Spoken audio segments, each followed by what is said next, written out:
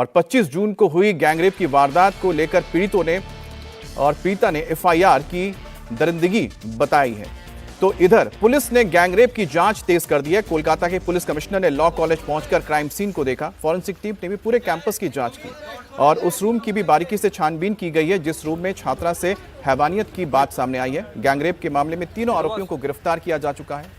तो अब पुलिस आरोपियों के खिलाफ मौका वारदात से हर तरह के सबूत जुटाने के लिए लगी है। वहीं पर महिला आयोग ने भी इस पूरे मामले पर संज्ञान लिया है और बंगाल के डीजीपी से 72 घंटे के अंदर जवाब मांगा है।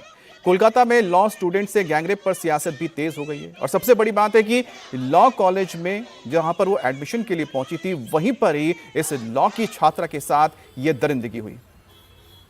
तो आपको हम अलग अलग तस्वीरें दिखा रहे हैं। ये वो लॉ कॉलेज है जहां पर यह घटना हुई थी, जिसके बाद 3 आरोपियों को गिरफ्तार किया गया है और उसके बाद लगातार कोलकाता में अलग अलग पार्टियों की ओर से, स्टूडेंट यूनियन की ओर से यहां पर धरना प्रदर्शन किया गया जिसमें लेफ्ट पार्टीज हैं, बीजेपी है और दोनों ही ओर से सरकार के ऊपर भी सवाल उठाए जा रहे हैं क्योंकि जो आरोपी है बताया जा रहा है कि उसका ताल्लुक मौजूदा सत्ताधारी पार्टी टीएमसी के साथ है। और गैंगरेप के मामले में गिरफ्तार तीनों आरोपी मनोजीत मिश्रा, जैब अहमद और प्रीतम मुखर्जी में से एक मनोजीत मिश्रा तृणमूल कांग्रेस की स्टूडेंट विंग तृणमूल छात्र परिषद के साथ जुड़ा हुआ है और ये उसी कॉलेज का पूर्व छात्र भी रहा है। कोर्ट ने तीनों गिरफ्तार आरोपियों को मंगलवार तक पुलिस की कस्टडी में भेज दिया है। पुलिस से की गई एफआईआर में गैंगरेप पीड़िता ने दरिंदगी को बयां किया है। एफआईआर के मुताबिक 25 जून को शाम को 7:30 बजे जब पीड़िता स्टूडेंट यूनियन के दफ्तर में फॉर्म भर रही थी तभी तीनों आरोपी वहां पहुंचे। पूर्व छात्र मनोजीत मिश्रा ने पीड़िता के सामने शादी का प्रपोजल दिया लेकिन लड़की ने इनकार कर दिया, जिसके बाद ये स्थिति हिंसक हो गई। उस वक्त पीड़िता के साथ स्टूडेंट विंग की जनरल सेक्रेटरी भी थी लेकिन उसके जाने के बाद मनोजीत और अन्य लोगों ने दरवाजा बंद कर दिया, फिर उसके साथ जबरदस्ती करने के इरादे से वॉशरूम के पास ले गए। लड़की ने उनका विरोध किया, उसे पैनिक अटैक आया, सांस उखड़ने लगी तो आरोपी ने उसे इनहेलर लेने की इजाजत दी। वारदात के वक्त कॉलेज का मेन गेट लॉक था, इसलिए पीड़िता के पास भागने का कोई रास्ता नहीं था।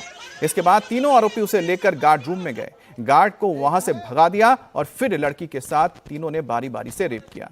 पीड़िता का आरोप है कि रेप का वीडियो भी बनाया गया है और उसे यह कहकर धमकाया गया है कि अगर उसने मुंह खोला तो वीडियो वायरल कर दिया जाएगा। यहां तक कि उसके बॉयफ्रेंड और परिवार को जान से मारने की धमकी तक दी गई है।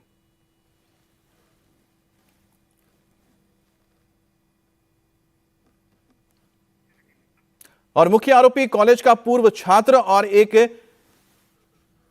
क्रिमिनल लॉयर भी है और छात्रा ने आरोप लगाया है कि मुख्य आरोपी ने मनोजीत मिश्रा के खिलाफ कॉलेज में कोई भी बोलने की हिम्मत नहीं करता है।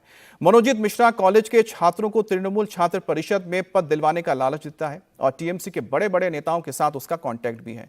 मनोजीत को उन्हीं कॉन्टैक्ट की वजह से छात्र उससे डरते हैं और पीड़ित लड़की को भी मनोजीत ने ही सेक्रेटरी बनाया है। और यह बात भी कहा जा रहा है कि जो मनोजीत है, भले ही वो इसी कॉलेज से निकला है, लॉ का स्टूडेंट रहा है, लेकिन उसके बाद उसने लॉ के साथ प्रैक्टिस नहीं की बल्कि इसी कॉलेज में उसको एक नौकरी मिली है जिसे वो कर रहा है और इसको लेकर भी कई बार सवाल उठाए जा रहे हैं।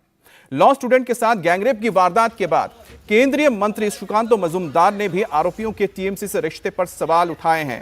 वहीं विपक्ष के हमले पर बंगाल सरकार में मंत्री शशि पांजा ने बीजेपी के आरोपों पर पलटवार किया और दावा किया कि आरोपी मनोजीत मिश्रा तृणमूल छात्र परिषद का सदस्य नहीं है, उसे 2022 से ही हटा दिया गया था। और तृणमूल कांग्रेस पावर में रहेगी तब तक होता ही रहेगा ऐसे एक के बाद एक रेप की घटना, क्योंकि आरजीकर की घटना घटी। सारे घटनाओं में आप देखेंगे कि ममता बनर्जी ने हमेशा और उनकी सरकार ने कोशिश की है कि रेप की घटना को दबाने के लिए, तो दबाने का काम जब तक एक एडमिनिस्ट्रेटिव हेड करता रहेगा आपकी स्टेट में, तो उस स्टेट में एडमिनिस्ट्रेशन क्या रहेगा, या एडमिनिस्ट्रेशन का डर जो गुंडा है, जो बदमाश है, जो रेपिस्ट है, उनके दिमाग में है ही नहीं डर। क्योंकि जानते हैं ममता बनर्जी उनकी पार्टी है बचाने के लिए। 3-4 लोगों को जो एक्यूज है पकड़ा गया, सारे तृणमूल से रिलेटेड है। तो तृणमूल तो मतलब खून, रेप, चोरी, इन तीनों में एक्सपर्ट है। ये पार्टी सत्ता में है लेकिन हम लोग छिपे नहीं है। ये 12 घंटा कंप्लेंट जब आई, कोलकाता पुलिस ने तीनों को पकड़ लिया है। दूसरी बात, आज हमारे छात्र परिषद के सभापति भी इस प्रेस कॉन्फ्रेंस में साफ खुलासा किया है कि 2022 वाली भी जो कमेटी थी उसमें ये शख्स लोग कोई भी नहीं थे।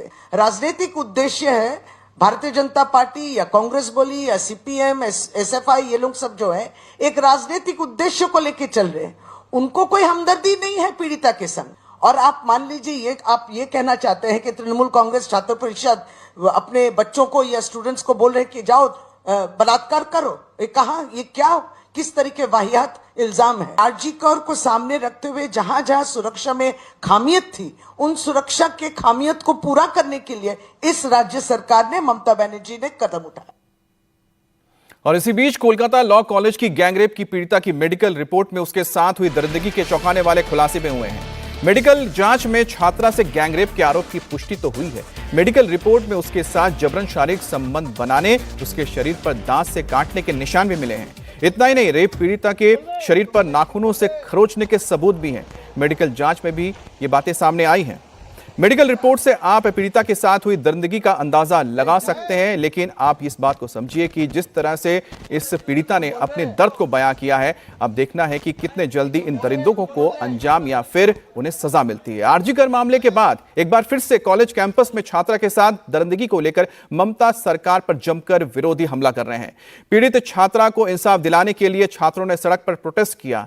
लेफ्ट संगठन सड़कों पर उतरे। कांग्रेस और बीजेपी कार्यकर्ता भी ममता सरकार के खिलाफ लगातार प्रदर्शन कर रहे हैं। और सबसे बड़ी बात है कि इसका जो मुख्य आरोपी है मनोजीत के इस कॉलेज से पास आउट होने के बाद भी किसकी सिफारिश पर उसे वहां पर एक बार फिर से नौकरी मिलती है और क्यों उस कॉलेज में वो बरकरार रहता है, इसको लेकर भी विरोधी पार्टी सवाल उठा रहे हैं। और उसके तृणमूल के नेताओं के साथ जो नजदीकी है, उसको लेकर भी सरकार से सवाल पूछे जा रहे हैं।